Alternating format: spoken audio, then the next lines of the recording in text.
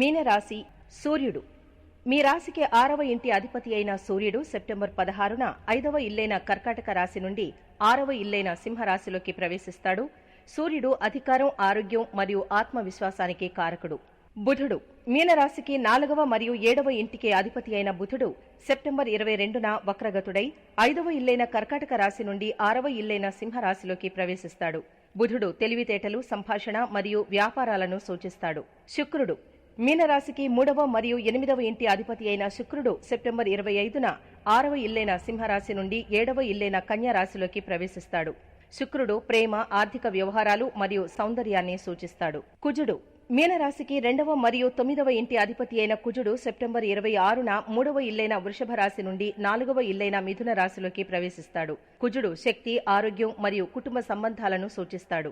గురువు, శని, రాహువు మరియు కేతువు ఈ నెలలో గురువు వృషభ రాశిలో, శని కుంభరాశిలో, రాహువు మీనరాశిలో మరియు కేతువు కన్యా రాశిలో సంచరిస్తారు. ఈ మాసం మీనరాశి వ్యక్తులకు అవకాశాలు మరియు సవాళ్ల మిశ్రమాన్ని అందిస్తుంది. ఈ నెల మొత్తం మీనరాశిలో రాహువు ఉండటం వల్ల మంచి చెడులను గుర్తించడంలో ఇబ్బందులు ఎదురవుతాయి. స్నేహం దెబ్బతినే అవకాశం ఉంది. మీ ప్రసంగంపై నియంత్రణ పాటించాలని, కట్టుబాట్లను నిలబెట్టుకోవాలని, తప్పుడు వాగ్దానాలకు దూరంగా ఉండాలని సిఫార్సు. ఈ నెల కెరీర్లో స్థిరత్వానికి అవకాశం కల్పిస్తుంది. ముఖ్యంగా సహోద్యోగుల నుండి పూర్తి మద్దతు ఆశించే ఉద్యోగస్తులకు. మీ 10వ ఇంటిని పాలించే బృహస్పతి ఈ నెల మొత్తం 3వ ఇంట్లో నివసిస్తాడు. ఎక్కువ ప్రయత్నాలు పెరిగినా లాభాలనిస్తాయని సూచిస్తోంది. సోమరితనం సంభావ్య సమస్యలకు దారితీయవచ్చు కాబట్టి ఆత్మ సంతృప్తిని నివారించడం చాలా ముఖ్యం. విద్యార్థులకు ఈ మాసం సానుకూల ఫలితాలకు బలమైన సంభావ్యతను అందిస్తుంది. ప్రారంభ దశలో 5వ ఇంట్లో మెర్క్యూరీ యొక్క స్థానం మీ మేధో సామర్థ్యాలను పెంపొందించడానికి దోహదం చేస్తుంది. జ్ఞాపక శక్తి మెరుగుపడడం మరియు సంస్కృతం, గణితం, గణాంకాలు మరియు ఆర్థిక శాస్త్రం వంటి గణనలతో కూడిన సబ్జెక్టుల్లో విజయం సాధించవచ్చు.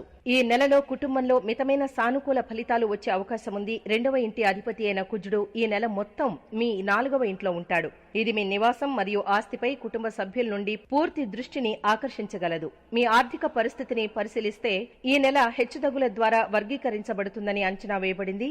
నెల ప్రారంభంలో 5వ ఇంట్లో ఉన్న బుధుడు స్వతంత్రంగా 11వ ఇంటిని పరిశీలిస్తాడు మరియు వ్యాపారం మరియు ఇతర దృశ్యాల్లో సంభావ్య ప్రయోజనాలను ప్రదర్శిస్తాడు.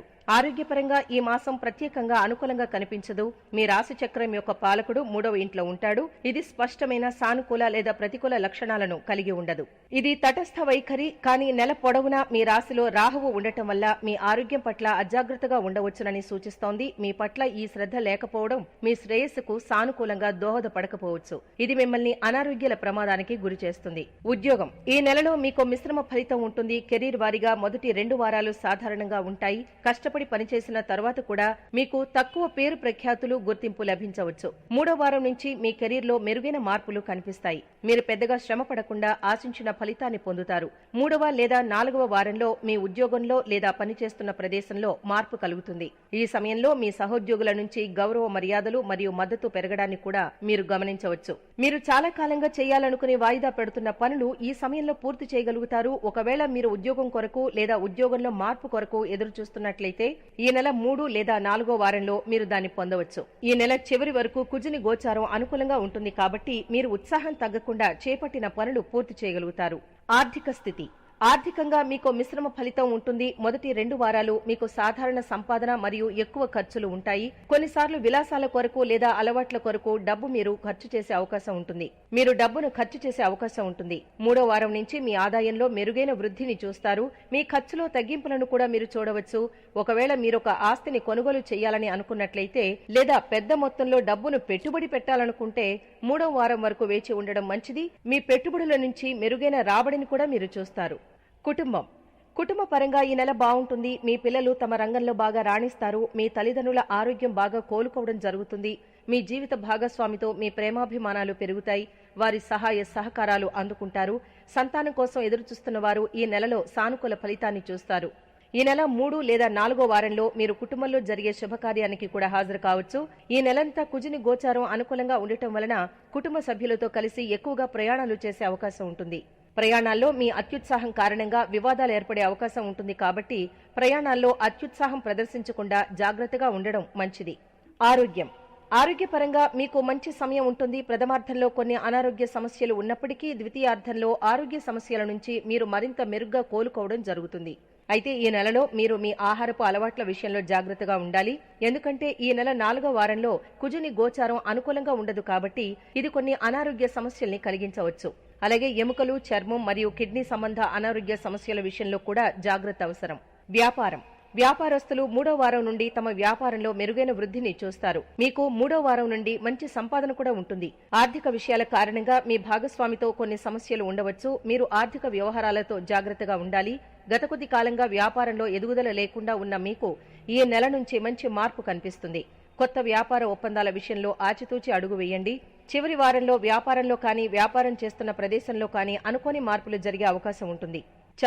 విద్యార్థులు తమ చదువులో బాగా పనిచేస్తారు. మీరు ఆశించిన ఫలితాన్ని సాధిస్తారు. పోటీ పరీక్షలు రాస్తున్న వారు పరీక్షల్లో బాగా రాస్తారు. చదువుపై ఆసక్తి పెరుగుతుంది. అలాగే కొత్త విషయాలు నేర్చుకోవాలనే ఆసక్తి పెరుగుతుంది. ఈ నెల చివరి వారం వరకు కుజుని గోచారం 3వ ఇంట్లో ఉండటం వలన తోటి విద్యార్థులతో పోటీ పడి మరీ చదువుతారు. అయితే కొన్నిసార్లు అత్యుత్సాహం కారణంగా దృష్టి చదువు వైపు నుంచి వేరే విషయాల వైపు మళ్లే అవకాశం ఉంటుంది. కాబట్టి ఈ సమయంలో ఉత్సాహాన్ని అదుపులో ఉంచుకోవడం మంచిది. పరిహారాలు: సరైన ఆరోగ్యాన్ని సాధించడానికి శ్రీ విష్ణు సహస్రనామ స్తోత్రాన్ని క్రమం తప్పకుండా చదవడం అలవాటు చేసుకోవాలి. ఈ నెలలో మీరు సూర్యుడికి మరియు కుజుడికి పరిహారాలు ఆచరించడం మంచిది. సూర్యుడు ఇచ్చే చెడు ప్రభావాన్ని తగ్గించడానికి గోధుమలు కానీ, గోధుమ పిండి కానీ లేదా రొట్టెలు చేసి పేదవారికి కానీ దానం చేయడం మంచిది. అలాగే సూర్య నమస్కారాలు, శివారాధన చేయడం వలన కూడా సూర్యుడు ఇచ్చే చెడు ఫలితాలు తగ్గుతాయి. ఈ నెల చివరి వారంలో కుజగోచారం కారణంగా వచ్చే సమస్యలు తొలగిపోవడానికి సుబ్రహ్మణ్య స్వామిని పూజించడం, మంగళవారాల్లో ఉపవాసం ఉండడం మరియు ఎర్రని వస్తువులను దానం చేయడం మంచిది. ఇక్కడ గమనించాల్సింది ఏమిటంటే, చెప్పిన పరిహారాల్లో అన్నీ చేయాల్సిన అవసరం లేదు. మీ శక్తి మేరకు ఇచ్చిన వాటిలో ఏ పరిహారాన్నైనా పాటించవచ్చు.